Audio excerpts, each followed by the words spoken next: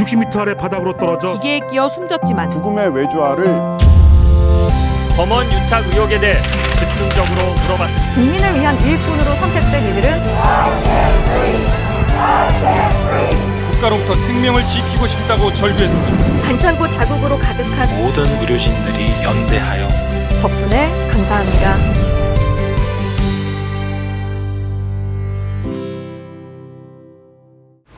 시청자 여러분 안녕하십니까. 프리한 양방향 소통 유튜브 라이브 뉴스프리데스크 아나운서 김민호입니다. 안녕하세요. 성지연 기자입니다. 오늘 월요일인데 이상하게 월요병이 좀 없는 것 같아요. 아, 그렇죠. 네. 약간 이틀만 참으면 딱 그렇습니다. 네. 이틀만 참으면 연휴니까 여러분도 좀 월요병 힘내셔서 이겨내시고요. 저희 프리데스크로 오늘 하루 멋지게 마무리하시면 좋겠습니다. 네. 댓글 한번 볼까요? 네. 아, 강민승님, 한 달이 금방이네요. 저녁 한 달 남았다 그랬는데 이제 이야. 내일이 저녁이시래요. 대박 축하드립니다. 와, 예. 수고하셨습니다. 이제 네. 더더욱 저희 댓글 남기시는 거에 수월하실 것 같아요. 저녁하시면. 너무 바빠지는 거 아니에요? 저녁하고 나시면? 네, 수고 많으셨어요. 미기님, 약속 있다고 도망가시면 어떡합니까? 서운합니다. 네. 그래도 댓글 남겨주시고 가셔서 저희가 감동받았어요. 네. JR팡님은 영화를 보셨네요. 예. 네. 박수빈님, 저도 사랑합니다. 요즘 노재필 기자의 아성을 꺾고 성지영 기자가 새로운 인기 캐릭터로 자리 잡고 있습니다. 아, 그런 건가요? 예. 감사합니다. 추석 때 뉴스프리데스크 하나요라고 마카롱TV님이 여쭤보셨는데 하나요? 추석 때는 예. 뉴스가 짧고요. 집에서 네, 같이 연휴를 즐기시죠. 네. 네. 추석 때는 뉴스 데스크도 7시 반에 시작해요. 참고하시기 바랍니다. 좋은 정보. 네. 자, 김민성 님도 라이브 보려고 집에 서둘러 오셨다고 하니까 저희 네. 빨리 한번 출발해 보도록 하겠습니다. 네. 자, 오늘 월요일 고정 코너부터 가겠습니다.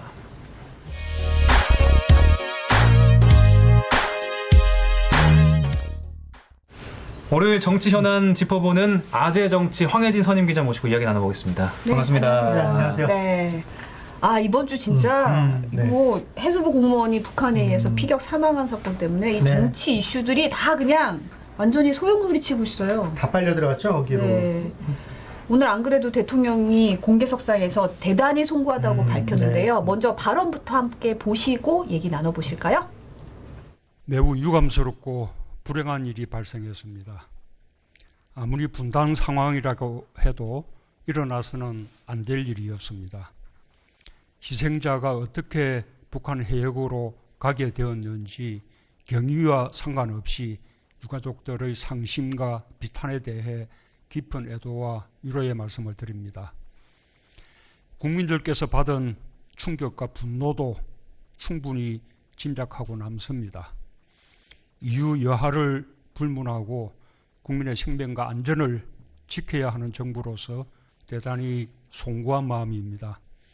이 같은 비극이 다시는 발생하지 않도록 하겠다는 다짐과 함께 국민의 생명 보호를 위한 안보와 평화의 소중함을 되새기고 정부의 책무를 강화하는 계기로 삼겠습니다. 네. 네, 오후에 있었던 수석 보좌관 회의에서 나온 발언이죠. 네. 이때까지 입장을 총 정리해서 종합해서 발언을 그렇죠. 한 것 같아요. 네. 대통령 오늘 발언 보면 희생자가 어떻게 그쪽 북한 받으러 갔는지 하여튼 경위와 상관없이 유가족들에게 깊은 애도와 위로의 말씀을 드린다. 또 국민 여러분이 받은 충격과 분노 충분히 짐작하고 남는다. 정부로서 대단히 송구하다. 이런 사과말 하고요. 또 김정은 북한 국무위원장이 대단히 미안하게 생각한다고 사과한 것 관련해서 이걸 각별한 의미도 받아들이고 매우 이례적이고 북한 최고 지도자가 직접 사과한 것은 처음이면 매우 이례적이다. 그러면서 대통령 나름으로서는 김정은 북한 국방위원장도 남북관계가 최악으로 가거나 파탄으로 빠지는 것은 원치 않는다. 서로 관리하자 이런 뜻을 분명히 한 것으로 지금 받아들인 것 같습니다. 그래서 네. 지금 당장 뭔가 이렇게 큰 돌파구는 찾지 못할지언정 남북관계가 다시 전쟁 위기로 가거나 파국으로 가는 극단적인 상황으로 가지 않도록 최소한의 평화적인 안전 수준은 관리하겠다 이런 얘기도 좀 나타난 걸로 볼 수 있죠. 네. 설명을 들어보면 북한이 처음에는 실종자를 구하려고 시도를 했다가 사격을 했다고 이렇게 나와 있거든요. 네. 이거는 무슨 말이에요? 오늘 국방부 쪽에서 나온 얘기인데요. 이제 국방부 쪽이나 정부 쪽에서 계속 설명하는 게 이거죠. 그러니까는 그렇게 정보를 다 알고 있었으면 뭐 했냐, 북한 쪽에다 무슨 수를 썼는지 연락해가지고 하여튼 구조를 하든지 뭐 보호해달라고 요청을 해야 되는 거 아니냐. 그래서 제대로 못해가지고 방치해서 결국 그 해수부 공무원이 사살당하고 피살당하고 죽은 것 아니냐, 이런 이제 주장을 야당들이 하면서 비판을 하는데, 거기에다 이제 여러 가지 해명인데, 이 정보들이 예를 들어서 세월호 사태 때처럼 그걸 이렇게 뭐 TV 중계를 보거나 가까이서 지켜보거나 많은 그런 상황하고 비교하면 안 되는 상황이라는 설명이죠. 네. 그러니까 이거를 우리가 북한 쪽을 뭐 이렇게 망원경으로 이렇게 보고 있었다거나 뭐 이런 상황이 아니고, CCTV로 지켜보고 네, 있는 그런 상황이 아니고, 네. 예를 들어서 불꽃 뭐 이렇게 봤다는 것도 이렇게 뭐 부유물을 북한에 태웠다 그러고, 남쪽에서 처음에 국방부에서는 시신을 훼손하는 장면으로 이제 판단을 했는데, 그것도 아마 지금 나중에 얘기했지만 열화상 카메라 같은 것으로 이제 그 체크한 것 같고요. 국방부나 정부 쪽에서는 정확히 얘기를 안 하지만 한미 양쪽의 그 정보선을 다 종합했으면 아마 통신감청일 것 같은데, 뭐 그런 과정에서 지금 북한이 처음에는 그 실종된 해수부 공무원이 부유물을 타고 있을 때 구조를 하는 것 같이 행동을 했다. 그래서 그러다 한 2시간 동안 그걸 그 끈으로 이렇게 묶어놨다 그래요. 네, 배하고. 네. 그러다 이제 그건 이제 민홍철 이제 국회 국방위원장 25일 날 저희 MBC 라디오 출연해 설명한 건데, 그걸 잊어버려서 한 2-3시간 찾았다. 그러다가 그게 20일 날 이제 3시 30분쯤 북한 해역에서 발견돼서 총격 사망한 게 9시 한 40분쯤, 6시간 10분쯤 사이가 있는데, 그 사이에 한동안 한 3시간 가까이 구조하는 것처럼 보이다가 갑자기 상황이 변해서 총을 쐈다. 이러기 때문에 그 내용을, 그런데 그걸 이렇게 망원경으로 보듯이 이렇게 CCTV 보듯이 보고 있었던 게 아니라, 여러 가지 뭐 작은 조각조각의 첩보 자산들을 다 종합해서 그걸 판단하고 그랬다는 거예요. 그래서 처음에 발견할 때도 처음에 정보를 수집하는 쪽에 있는 용어는 얘기했죠. 말체말단에 근무자가 보고하고 확인하고 뭐하고 이런 동안에 이제 시간이 많이 걸렸고, 그 사이에 상황이 이렇게 갑자기 확 바뀌었다라는 내용을 설명했어요, 국방부 쪽에서. 네. 네. 민주당이 만든 당내 기구죠. 서해 민간인 피살 네. 사건 조사 특위 위원장 황희 의원이 오후에 월북이 사실로 생각이 된다라고 밝혔는데, 근거가 확실히 있습니까? 좀 확정적인 발언이더라고요. 지금 굉장히 오늘 그 특위위원장이 황희 의원이죠. 서울 네. 양천구 쪽 그 국회의원이고, 그다음에 부위원장이 김병주 의원인데 한미연합사 사령관 네. 그 출신 육군 대장 출신이에요. 이 두 분이 이제 부위원장 오늘 국회 소통관에서 기자회견을 하면서 한미연합 정보 세계 최고 수준의 그 정보를 다 종합해서 팩트를 다 분석한 그 결과, 유가족한테는 대단히 좀 안타깝고 미안하지만 월북은 사실로 확인되고 있다. 이렇게 황희 위원장이 밝혔어요. 황희 의원이. 네. 그러면서 또 김병주 의원은 이 북한 함정하고 피살 공무원이 월북 의사를 북한 쪽에 나타내는 그 정황이 첩보망에 다 포착이 되다, 이런 식으로 설명했고, 그럼 근거는 뭐냐? 이거 근거를 다 낱낱이 밝히면 첩보망이 다 이렇게 드러나기 때문에 자산이 드러난다는 자산에서 얘기죠. 그걸 알릴 수는 없지만, 그러면서 뭐 정보산이 들어가기 때문에 월북 의사를 하여튼 월북은 거의 확실하다, 이렇게 얘기를 했어요. 그래서 이게 뭐 오늘 그 민주당 쪽의 얘기고요. 이 정도까지 얘기를 하는 걸 보면 그 야당의 주장이나 그런 것들에 대해서 우리 국방부가 지금 이렇게 그 습득한 정보 내용을 종합해서 이 정도로 확실하게 얘기를 하겠다라는 그런 것 같아요. 네. 그러니까 뭐 어쨌든 고인이 이미 돌아가셨고, 이 상황에 대해서 뭔가 밝혀질 수, 실체적인 진실을 봤을 때, 지금까지 종합한 첩보로 봤을 때는 월북이 사실인 것으로 보이는 정황이 정확하게 잡혔다, 이 정도로 그렇죠. 볼 수 있는 거죠. 근거를 지금 그러니까 한미연합 정보가 획득한 그 세계 최고 수준의 팩트를 중심으로 분석한 것이다, 이렇게 얘기를 했고요. 네. 그러면서 이제 그 시신을 훼손했느냐 아니면 북한 주장처럼 부유물만 불에 태웠느냐, 이 부분에 대해서는 우리 쪽 국방부는 지금 처음에 발표한 대로 시신까지 태운 것으로 좀 판단을 하고 있는데, 일단 다시 조각조각 나는 그 정보들을 다시 점검하고 확인하고 있다. 뭐 북한 주장하고 지금 대비해서 뭐 이런 얘기를 했어요. 네. 국회 차원에서 보면 대북 결의안에 대해서는 오늘 여야 협상이 꽤 원만하게 진행되는 듯 하다가 결국은 결렬된 거죠? 그렇죠. 국민의힘에서 처음에 그 국회 본회의 할 때 정부 그 관련 부처 장관들 뭐 다 불러내갖고 긴급 현안질을 하자, 이렇게 요구를 했어요. 그러다가 네. 자, 그럼 일단 그 결의안, 대북 규탄 결의안 채택을 먼저 하고 이건 일단 접겠다 그랬거든요. 그래서 지난주에 국회 국방위원회에서 이제 규탄 결의안 일단 통과시켰는데, 그걸 가지고 기초로 해서 하자. 그런데 그 당시는 김정은 북한 국무위원장의 그 사과 발언이 나오기 전이었어요. 그쵸. 그래서 네. 민주당 쪽에서는 이제 상황이 좀 바뀌었으니까 내용도 좀 바꾸고 또 우리 정부 쪽에서 북한에 대해서 공동조사 요구한 게 있으니까 그런 걸 다 해가지고 내용을 수정하자 이렇게 얘기를 했는데 지금 그 여야의 원내 수석 부대표들이 협상하는 과정에서 국민의힘 쪽 야당 쪽이 다시 그 원내 긴급 현안 질문 그걸 네. 하겠다 요구를 해가지고 깨졌다 이렇게 주장을 하는데 이 협상 과정은 내일 뭐 다시 협상을 할 가능성이 있으니까 한번 봐야겠습니다. 현재 오늘로서는 깨졌습니다. 네.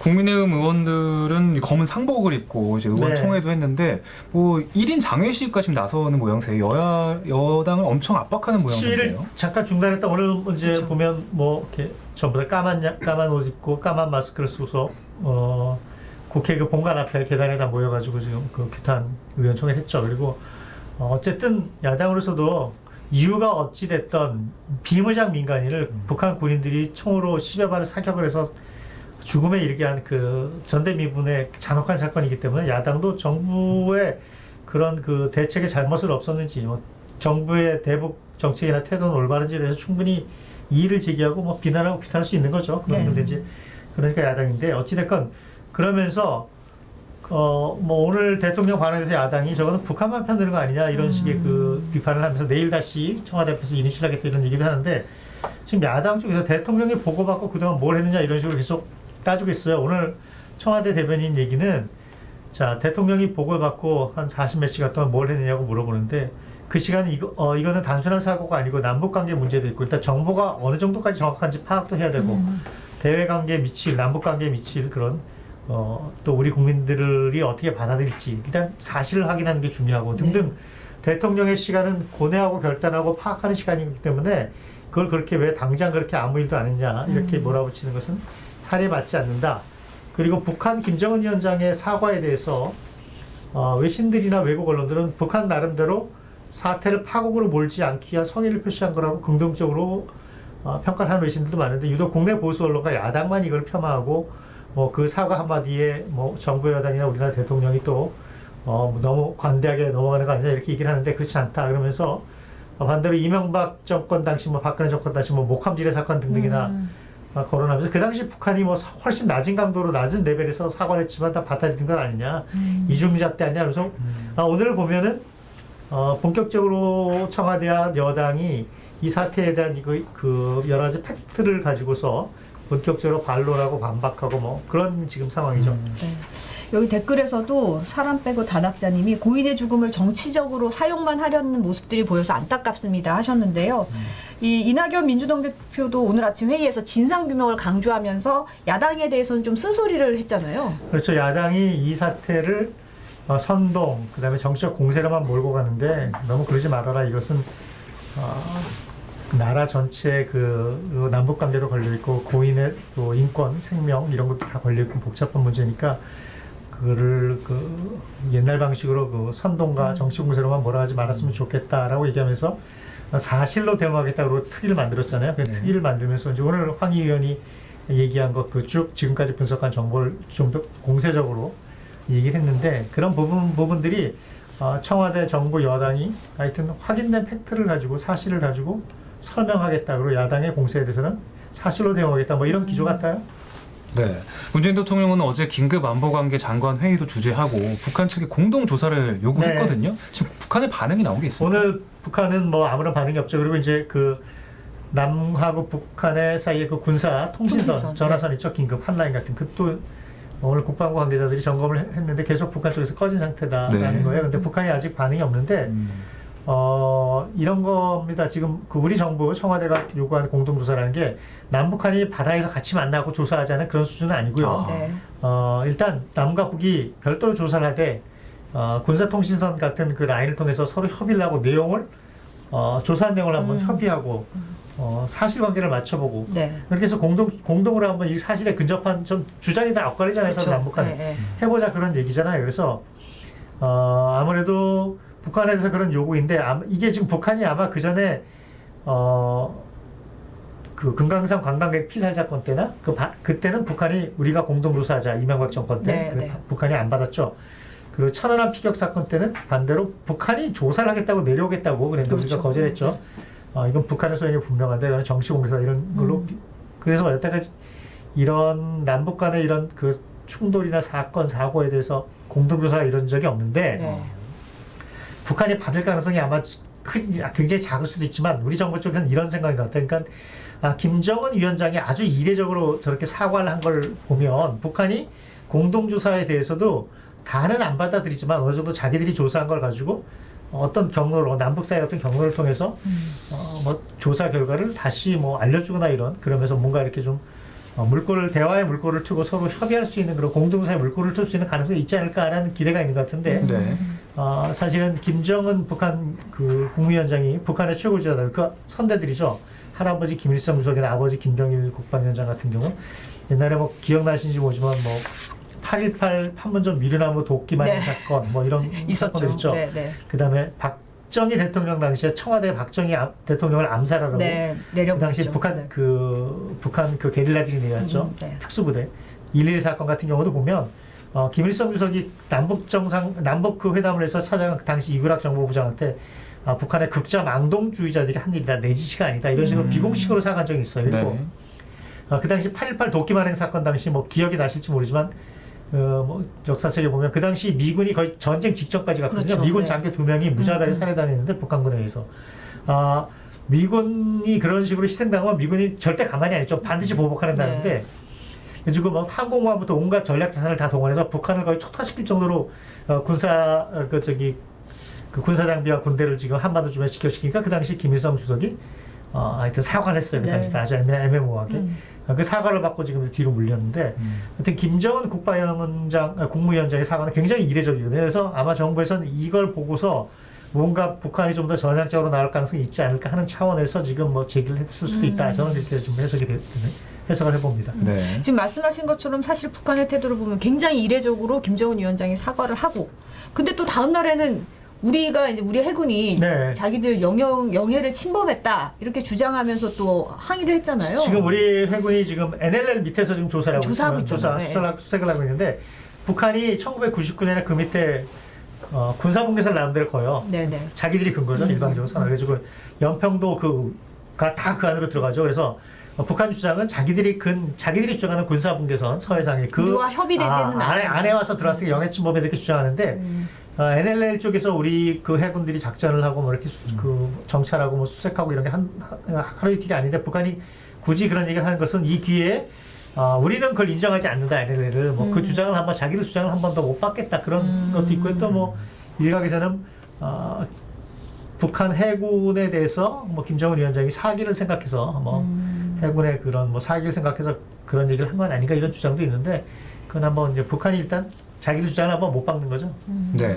시간 관계상 마지막 질문이 될 것 같은데요. 네. 이도훈 한반도 평화교섭 본부장이 지금 워싱턴에 있잖아요. 네. 현안이 아주 많이 걸려 있을 것 같은데 어떤 얘기들이 오갈까요? 지금 이도훈 본부장 얘기가 오늘 우리 공무원 그 피살 사건 그다음에 문 대통령이 유엔 연설에서 한 종전선언 등을 논의할 그 얘기라고 하는데 그 전에 지금 김현종 안보실 차장 청와대 그다음에 그 최정권 외교부 1차관 등등이 다 지금 미국을 갔다 왔잖아요. 근데 나중에 밝혔지만 그 사이에 뭐가 있었냐면 그 문재인 대통령하고 김정은 국방위원장 사이에 친서가 오고 갔잖아요. 8일 시기. 아마 그 얘기도 미국 측과 그 상황도 아마 공유했을 것 같은데 그래서 미국 대선 전에 지금 뭐 북한과 미국 사이 뭐 옥토버 서프라이즈가 있니 없니 이런 얘기도 있고 그렇지만 어쨌든 남북 북미 관계 이 상황을 타개하기 위한 이런저런 얘기들을 지금 하지 않을까라는 생각이 좀 듭니다. 네. 자막이 종전인데 종선으로 잘못 나왔네요. 죄송합니다. 네. 네, 지금까지 황혜진 선임기자와 함께했는데요. 다음 주부터는 화요일 날 나옵니다. 네, 화요일 날 나오겠습니다. 화요일의 남자로, 네. 화요일의 아재로. 화요일에 아재 정치로 다시 찾아뵙겠습니다. 혹시나 뭐 또 나오시는 소식인가 했더니 요일만 잠깐 네, 하루 살짝. 옮기시는 걸로 절대 없습니다. 앞으로 잘 부탁드리고요. 오늘 감사했습니다. 추석 잘 네, 보내시고요. 고맙습니다. 네.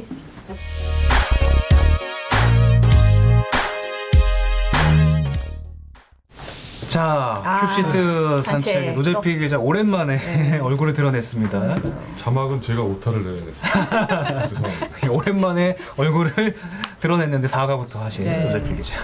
바로 이상아님이 노재필 기자님 추석 때 뭐 하시나요 하셨네요. 방금 전에 닷새 동안 뭐 하지 심심해서라고 했는데 어디 안 가십니까? 네. 고향에? 산에 가야죠. 산이 고향이십니까? 자연인. 역시. 북한 산이 참 좋은 산이에요. 네. 예. 자, 오늘 이제 이 피살 사건 얘기는 이제 저희 뉴스에서도 비중 있게 다룰 건데 그 황매진 선임 기자가 다 하셨기 때문에 네. 저는 그 얘기는 안 할 거고요. 네. 자, 첫 번째 가져온 소식은 뭐냐면 추미애 아들 그 의혹 네. 있잖아요. 휴가 의혹에 대해서 검찰이 수사 결과를 발표했어요. 결론적으로 말씀을 드리면 군무이탈은 아니다.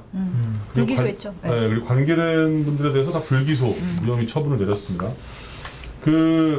일단 휴가 신청하고 사용할 때 또 미개나 어떤 압력 외압은 없었다고 보는 것이고, 그 다음에 승인을 받고 정상적인 절차를 갔다 온 것이다. 이게 이제 검찰의 판단이에요. 예를 들어서 이제 검찰이 이제 근거를 없이 그렇게 얘기하지는 않았을 거 아니에요. 네. 관련자 진술, 그 다음에 진료 기록, 그 다음에 휴가 기록 이런 걸 다 검토했다고 그래요. 그리고 네. 오늘 이제 추미애 장관하고 그 그러니까 보좌관을 시켜서 이제 문의를 한 게 있잖아요. 네, 그 네. 당시에 있었던 그 대화 내용도 이제 공개를 했는데 추 장관이 그 지원을 담당한 그 장교의 연락처를 주면서 좀 문의해봐라 이렇게 얘기를 했고 문의했는데 이걸 이제 부정한 청탁은 아니라고 이제 검찰은 판단한 거예요. 그러니까 휴가를 연장시켜라 이렇게 한 게 아니고 그냥 절차를 한번 알아보라고 했고 그 절차를 알아본 다음에 그걸 이제 추 장관한테 얘기를 하고 또 아들한테 얘기해서 그 절차대로 진행을 했다라는 게 이제 검찰 판단인데 네. 물어볼 수는 있는 거니까. 물어볼 수는 있다라는 그런 얘기죠. 그리고 민원실에 누가 전화했느냐, 네. 부모님이냐는 네. 것도 이제 그거는 검찰 얘기는 전화한 사실이 없다. 그러니까 추 장관이 그동안 주장해온 거의 상당 부분을 검찰이 이제 확인을 해준 거예요, 지금. 그래서 아직 이제 통역병 청탁 의혹 이건 아직 이제 수사가 진행 중인 거고 네. 휴가 관련된 것만 발표한 건데 네. 야당에서 뭐라고 반응이 나왔을 것 같아요. 궁금한데. 근데 이게 레파토리가 내일이 추석이잖아요. 네. 예. 추석을 앞두고 정치적인 판단을 하고 있다. 검찰. 이런 얘기를 하고 있습니다. 사실 이제 굉장히 어떻게 보면 당연한 비판일 수도 있어요. 왜냐하면 추석 때 이게 사람들이 많이 모이면 이제 얘기를 하죠. 추석 네. 밥상에 어떤 이슈들이 올라가느냐 이런 그런 관점에서 이제 어떻게 보면 추 장관 얘기를 쏙 빼려고 이제 검찰이 일부러 오늘 발표했다. 이게 이제 야당의 주장인데 네. 글쎄요. 잘 네. 모르겠어요. 네. 자, 그리고 오늘 또 하나 나온 소식은 코로나19랑 독감이 동시에 걸리는 거. 이제 올가을에 두 가지의 어떤 트윈데믹이라는 표현을 쓰는데. 그러니까 네. 무서워라. 근데 트윈데믹이라는 말을 쓰는데 이제까지 한국에서도 3명이 있었대요. 3명이요? 3명이 이미 있었는데 있었군요. 이게 이제 당장 지금 벌어진 일은 아니고 지난 2월 달에 독감 환자하고 이제 그 세 분이 동시에 걸린 분이 있었는데 당시 이제 중증은 아니었다고 그래요. 그나마 다행이네. 다행인데 근데 영국에서 조사한 바에 따르면 이게 두 개가 동시에 걸리면 사망률이 43%까지 올라간다고. 그 독감만 걸려도 사실은 사망률이 그렇죠. 꽤 있잖아요. 그래서 이제 독감만 걸렸을 때는 5% 사망률이, 그다음에 코로나19만 걸렸을 때는 27%인데 합치면 둘 다 걸리면 43%가 된다고 합니다. 굉장히 갑자기 시너지가 이상하게 네네. 올라가는군요. 네. 조심하셔야 되고, 자, 그다음에 단독 기사 저희가 또 하나 준비되어 있는데 네. 박덕흠 의혹 때문에 이제 주식 백지 신탁이가 있었잖아요. 네. 그러니까 직무 관련성 있는 곳에 갈 경우에는 이제 주식을 신탁을 하고 이걸 6개월 안에 처분하게 돼 있는데. 네. 보통 이제 주가를 높게 잡아서 비상장 주식이다 보니까 파는 사람이 가격을 높게 잡으면 살 사람이 없는 경우가 있고. 네. 근데 이제 이걸 전수조사를 한번 해봤대요. 19대랑 20대를. 근데 16명이 주식을 신탁을 했는데 그 중에 1명만 매각을 했고 나머지는 매각을 하지 않았다고 합니다. 그럼 일기 마친 뒤에 다 돌려받은 다 아하. 이거 안 팔렸으니까. 돌려받았는데 문제는 그렇게 해놓고 이제 관련된 상임위에서 활동을 할 거 아니에요? 그쵸. 이제 가족회사의 매출이 엄청나게 늘어나고 의원 이름이 누군지는 본방에서 확인하십시오. 제가 이번에 본방을 꼭 얘기할게요. 보세요. 네. 자, 그다음 어제 제가 이 뉴스 보고 좀 황당하긴 했는데 일단 영상 한번 보실게요. 네. 오늘 새벽 4시 반쯤 부산 서면의 포장마차 거리. 한국 문화를 소개하는 인터넷 생방송 도중 갑자기 비명 소리가 들리더니 진행자들 뒤편으로 흰 차량 한 대가 급히 지나가고 시민들이 뒤따라 뛰어갑니다.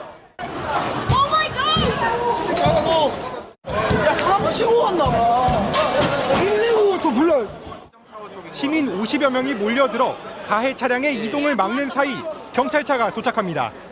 가해 차량은 행인 2명에 이어 길거리 포장마차에 앉아있던 시민들까지 모두 12명을 치고 달아난 걸로 조사됐습니다. 바로 옆에 테이블로 확 들이받은 거예요. 차가 확 들이받아갖고 치자마자 바로 쏜살같이 바로 도망가더라고요. 경찰 조사 결과 운전자인 20대 남성은 면허 정지 수준의 음주 상태였던 걸로 드러났습니다. 경찰은 가해 차량 동승자 3명에게도 음주운전 방조 혐의를 적용할 방침입니다. 너무 충격적인 것 같아요. 저도 너무 황당했어요. 보면서 어제 보면서. 동승자가 3명인데 동승자가 이제 그 음주운전 방조죄로 입건이 됐습니다. 자, 관련 소식을 정할 거고요. 네. 다음은 제가 제목으로 달아놨던 건데 빅데이터로 본 추석이라는 건데 추석 때 이제 그 검색을 할 거 아니에요. 이 추석 뭐 앞두고 근데 4년치를 한번 비교를 해봤대요. 저희 그러니까 기자들이 이제 비교를 해봤는데 올해는 유독 그 검색어 중에 그 많이 줄어든 검색어가 있어요. 뭘 것 같아요? 귀향? 귀향이 아니고 교통? 스트레스. 스트레스? 그러니까 원래 그게 거의 많이, 상위권이었잖아요. 왜냐면 코로나19 때문에 고향을 많이 안 가시다 보니까 이제 그 명절 스트레스가 줄었다. 명절 스트레스란 말은 좀 많이 줄어들었고 그 또 하나 좀 줄어든 건 용돈 스트레스라는 관련 검색어가 또 줄었대요. 그것도 스트레스 많이 받으셨었군요. 예. 조카 때 뭐? 저 아직 조카가 어린 조카 없어요? 없어가지고. 얼마를 줘야 되나? 약간 그렇죠. 약간 그런 게 있거든요. 다 있으시군요. 약간 있거든요. 대신에 그 선물이라는 단어는 늘었다고. 선물. 요즘은 선생님이. 직접 안 가시고 이제 선물 보내는 게 지금 그렇죠. 비대면 추석의 풍경이니까. 이게 이제 그 올 추석 좀 뭔가 좀 특이한 추석인데. 네. 저희도 사실 고민스러운 게 있어요. 왜냐면 이제 연휴 기간 동안 항상 중계차 타거든요. 요금소에서. 근데 제가 인권센터에 물어봤더니 그럼 이제 그 중계를 할 수는 없잖아요, 우리가. 그래서 내일은 얼마나 달라졌나? 내일은 한대요. 내일하고 다른 날들은 안 한다고 합니다. 노재필 기자가 스포를 해주셨습니다. 자, 남은 소식 본방에서 확인하시고 저희는 내일 다시 찾아오겠습니다. 네, 감사합니다. 고맙습니다. 고맙습니다.